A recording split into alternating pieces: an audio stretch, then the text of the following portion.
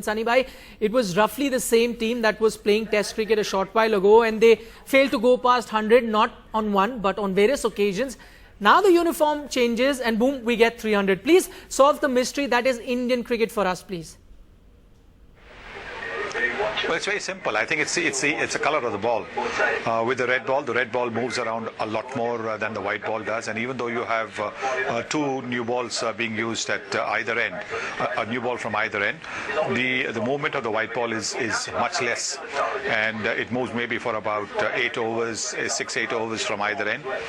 But also what it does is that because there is that much less movement, it makes the bowlers think more in terms of saving runs rather than taking wickets. So there are less fielders in the catching positions in the slips, and we saw that at the start of the innings the ball moved around and the Indian batsmen were not able to put bat to ball.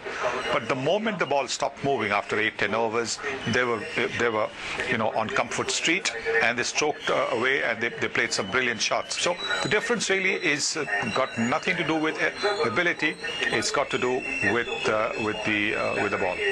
Right, the change of ball is an important factor, as you mentioned, but some would say the biggest difference was just one man, Suresh Raina. Does it also highlight the importance of having fresh players in the team, those that don't have any extra baggage from the tests? Absolutely. I've always believed that when a team has lost very badly, you need some players who haven't had the trauma of those losses, the trauma of sitting in a dejected, desolate dressing room, and that's what Raina has brought. Raina has always played cricket with the kind of energy that is so rare in Indian cricket. He's all the time over there, whether it's batting, bowling or fielding. He's one of those 100%ers who gives it everything. And more importantly, what he's developed over the years as he's played, he's been playing about 8 years or so of international cricket. He's developed a sense of assessing the situation that the team finds itself in, and then adjusting his batting accordingly. That's exactly what he did. He played himself in at the start, and when it was required, he opened his shoulders and hit some powerful shots to get to 174 balls. That is fantastic batting. Right, now Sourav Ganguly during commentary said it is one of the best ODI knocks that he's seen any Indian player play in overseas conditions. Do you also rate Raina's knock this highly? Well, I think it's got to be in one of the best innings. You can't call it the top innings, because for me the top innings in overseas and irrespective of any nationality has got to be the 175 that Kapil Dev scored against Zimbabwe when we were 17 for 5 on a pitch which was a lot more greener than this one. So Rainas will figure in the top innings that have been played by India overseas.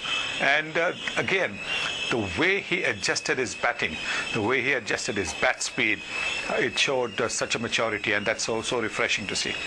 Right, a word on the Indian spinners, Sunny bhai. They took, 7 out of the 10 wickets last night, and the same spinners looked very ineffective in test match cricket. Was it the scoreboard pressure on the English batsmen that had something to do with it?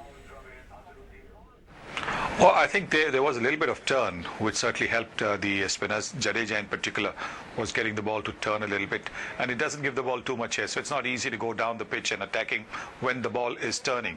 When the ball is not turning, because he can be predictable, you can attack him. But when the ball is turning, he's a difficult man to get after. And Ashwin also bowled quite well. He bowled at a slower speed. Every time he's tried to bowl a quicker medium pace stuff, he's easier to bat. But both of them bowled well, but more importantly, the pressure was the fact that India had scored over 300 runs. If India had scored only 200 runs, the pressure wouldn't have been on England. So England couldn't afford too many dot balls, and then you had to get after the bowlers. And in the attempt also, they lost their wickets. Right, Sunil Gavaskar, thanks so much for talking to us.